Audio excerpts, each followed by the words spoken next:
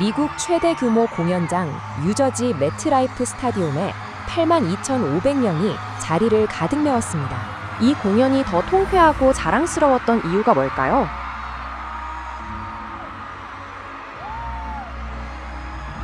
이번 공연은 단순한 콘서트가 아니었습니다. 2026년 7월 29일 방탄소년단 멤버 7명이 각자의 인스타그램에 똑같은 글을 동시에 올렸습니다. 저희는 올해 그래미에 출품하지 않기로 했습니다. 보이콧이라는 말도 없었고 분노한다는 말도 없었습니다. 단 2줄이었거든요. 그런데 그 담담한 2줄이 전 세계 음악계를 뒤집어 놨습니다. 그리고 사흘 뒤 그래미를 거부한 그들이 처음으로 팬들 앞에 섰습니다. 뉴저지 매트라이프 스타디움 82,000명이 그 자리를 채웠습니다.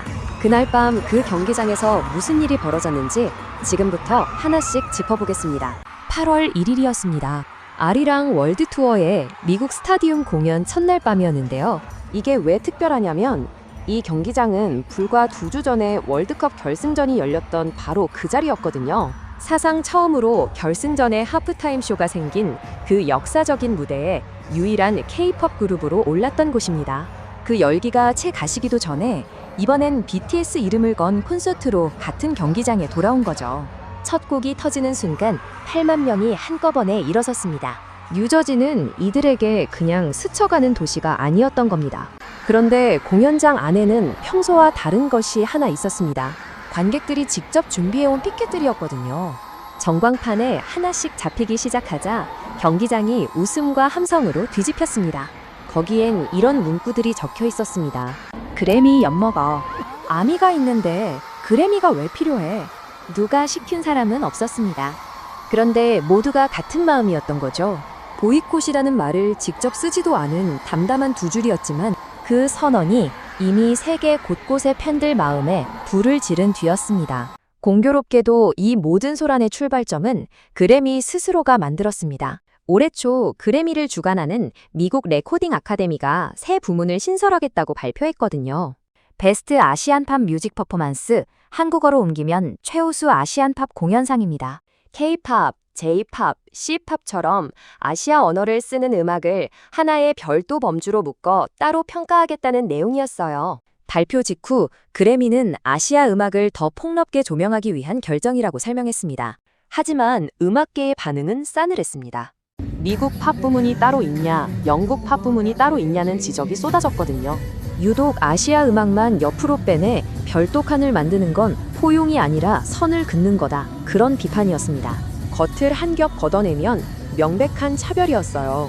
방탄소년단은 2021년부터 3년 연속 그래미 후보에 올랐습니다. 그런데도 한 번도 수상하지 못했습니다. 역대 K-팝 아티스트 중 그래미 본상 수상자는 지금까지 단 한 명도 없습니다. 몇 년 동안이나 두드리면 언젠간 열리겠지. 스스로를 다독이며 꾸준히 문을 두드렸지만 아무리 기록을 갈아추어도 본상은 늘 남의 것이었거든요. 그 오랜 홀대 끝에 그래미가 꺼내든 카드가 아시안 팝 전용 부문이었습니다. 상을 주겠다는 건지 아니면 당신들은 여기까지라고 선을 긋는 건지 그 경계가 분명하지 않았습니다. 그런데 진짜 문제는 그 다음이었습니다. 그래미는 수십 년간 중계를 맡아온 방송사와 갈라서고 2027년부터 중계권을 디즈니로 넘긴 참이었거든요. 시청률은 해마다 빠지고 흔들리는 시상식의 흥행보증 수표나 다름없던 방탄소년단마저 등을 돌린 겁니다. 광고로 굴러가는 시상식에서 이게 어떤 무게인지는 굳이 설명할 필요도 없겠죠. 보이콧 다음 날 그래미 최고 책임자가 급히 나와 차별이 아니라고 해명했지만 그 말을 고지곳대로 믿는 사람은 아무도 없었습니다. 이미 세계가 누가 누구를 더 필요로 하는지 알아버렸으니까요. 그런데 정작 이 결정을 내린 당사자들에게선 씁쓸함이 조금도 보이지 않았습니다. 방탄소년단이 출품을 거부한 시점은 수상 가능성이 그 어느 때보다 높았던 때였거든요. 올해 3월 발매한 정규 5집 아리랑은 미국 빌보드 메인 앨범 차트에서 K-팝 최초로 3주 연속 1위를 차지했습니다. 타이틀곡 스윙도 싱글 차트 최상위권에 머물렀어요. 상을 탈 수 있는 가장 좋은 시점에 상을 포기한 겁니다. 인연이라는 말은 이런 순간에 쓰는 거였습니다. 그 선언이 나오자마자 전 세계 팬들이 움직였거든요. 팬덤 아미는 5집 수록곡 에일리언스를 집중적으로 스트리밍하기 시작했습니다.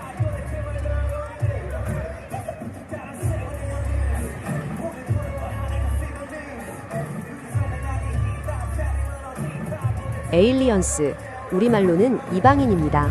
이 곡을 아는 분이라면 왜 그 선택이 그토록 뜨거운 공감을 불렀는지 아실 겁니다. 방탄소년단이 세계 무대에서 한국인으로 활동하며 겪은 노래거든요. 우리만의 기준을 만들며 나아가겠다는 다짐. 서구, 주류 음악계의 편견을 정면으로 꼬집는 노랫말이 이번 보이콧 메시지와 정확히 맞닿아 있었습니다. 팬들은 설명하지 않아도 알아봤고 트로피 대신 스트리밍으로 답했습니다. 결과는 전 세계 78개국 아이튠즈 탑송 차트 1위였습니다. 타이틀곡도 아닌 수록곡이 보이콧 선언 하루 만에 세계 차트를 뒤집은 거죠. 이미 세계가 누가 누구를 더 필요로 하는지 알아버린 겁니다. 여러분은 어떻게 생각하십니까? 상을 포기한다는 게 쉬운 일일까요? 그런데 진짜 이 밤을 잊지 못할 밤으로 만든 건 바로 이 다음이었습니다. 공연이 최고조로 치닫는 순간이었습니다. 무대 위에서 아리랑이 흘러나오기 시작했거든요. 아리랑, 우리 민요입니다. 누구나 아시는 그 노래, 어린 시절부터 귀에 익었던 그 가락입니다. 그런데 그 순간 8만 명이 따라 부르기 시작했습니다. 미국인들이, 유럽인들이, 세계 곳곳에서 날아온 사람들이 한국어로 한 글자도 틀리지 않고 아리랑을 불렀습니다.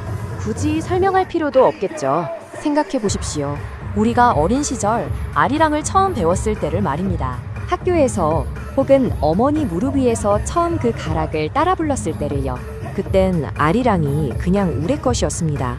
당연히 우리 것이라 특별하다고 생각조차 못했거든요. 그런데 그날 밤 뉴저지에서 외국인들이 그 노래를 부르는 걸 보고 나서야 많은 사람들이 처음으로 실감했다고 합니다. 아리랑이 얼마나 아름다운 노래였는지를요. 무대 위 멤버 중 한 명이 아리랑을 부르기 시작하자 처음엔 몇몇 팬들이 따라 불렀습니다. 그런데 그게 순식간에 번졌거든요. 한 줄, 두 줄, 그러다 경기장 전체가 하나의 가락으로 물들었습니다. 아미밤 수만 개가 일제히 보랏빛으로 물결치는 가운데 8만 명의 아리랑이 울려 퍼지는 그 순간 무대 위 멤버들은 노래를 멈추고 그 소리를 듣기만 했습니다. 부르지 않아도 됐거든요. 8만 명이 대신 불러주고 있었으니까요. 나라도 달랐고 언어도 달랐습니다. 하지만 그 순간 매트라이프 스타디움은 하나의 거대한 합창단이 됐거든요. 백인도, 흑인도, 라틴계도 아리랑을 부르고 있었습니다. 아시아 음악은 별도 칸에 넣겠다던 그래미의 논리가 8만 명의 합창 앞에서 얼마나 우스운 것이었는지가 그 자리에서 그대로 드러났습니다. 음악에는 애초에 지역도 언어도 국경도 없다는 것. 무대 위 7명이 몸으로 증명하고 있던 그 사실을 정작 세계에서 제일 크다는 시상식만 거꾸로 가고 있었던 겁니다. 한 외국인 팬은 이 장면을 보고 이렇게 적었습니다. 외국인들이 당신 나라의 언어를 한 글자도 틀리지 않고 따라 부르는 모습을 상상해 보세요. 방탄소년단이 그래미 보이콧 선언과 함께 남긴 말이 있었거든요. 음악이 지역이나 언어로 구분되기보다 음악 그 자체로 사랑받을 수 있기를 바란다. 그리고 그날 밤 그 말은 그 경기장에서 그대로 현실이 됐습니다.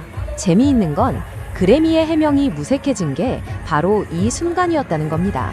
아시아 음악을 따로 구분하는 게 차별이 아니라고 아무리 설명해도 8만 명이 한국어로 아리랑을 부르는 장면 앞에서 그 설명은 힘을 잃었습니다.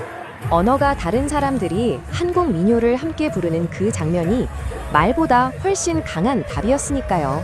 사실 그날 밤이 남긴 건 공연의 열기만이 아니었습니다. 방탄소년단은 그날 밤 상을 포기한 것이 아니라 자신들이 믿는 음악의 가치를 선택했다는 걸 보여줬거든요. 그래미가 방탄소년단을 평가하던 시대에서 방탄소년단이 그래미의 가치를 다시 묻는 시대로 바뀐 겁니다. 긴 군복무 공백을 지나 완전체로 다시 선 이들에게, 그리고 그 시간을 묵묵히 함께 기다려준 팬들에게 그래미의 인정 한 줄보다 눈앞에서 목이 터져라 함께 불러주는 8만 명이 훨씬 크고 확실한 증명이었습니다. 공연이 끝나갈 무렵 멤버들은 잠시 무대에 앉아 팬들에게 인사를 건넸습니다. 그 인사가 결국 같은 말이었다고 하는데요. 화려한 상도, 번에 있는 시상식도 아니라 오늘 이 자리를 찾아와 준 여러분이 우리의 전부라는 거였습니다. 그 말이 끝나자 경기장은 다시 한번 눈물바다가 됐습니다. 그래미가 끝내주지 못한 그 인정을 세계의 팬들이 그 눈물로 대신 터뜨려준 셈이죠. 시청자 여러분, 이 장면을 어떻게 보셨습니까? 우리 것이 세계에서 이렇게 불리는 날이 올 거라고 예전에 상상이나 하셨습니까? 방탄소년단은 그날 밤 뉴저지에서 상보다 사람이라는 단순한 진실을 8만 명과 함께 다시 한번 증명해 보였습니다. 시청자 여러분, 함께 해주셔서 감사합니다. 포커스 팡팡이었습니다.